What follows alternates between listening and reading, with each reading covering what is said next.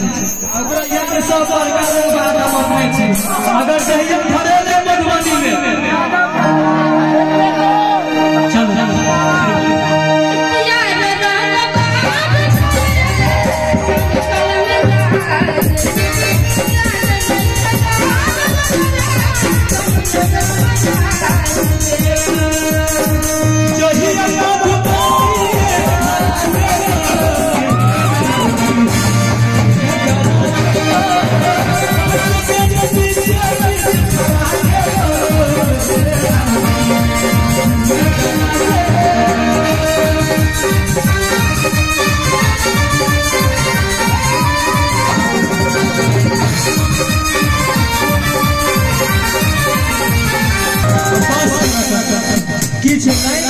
के बाद बाहुबली छैया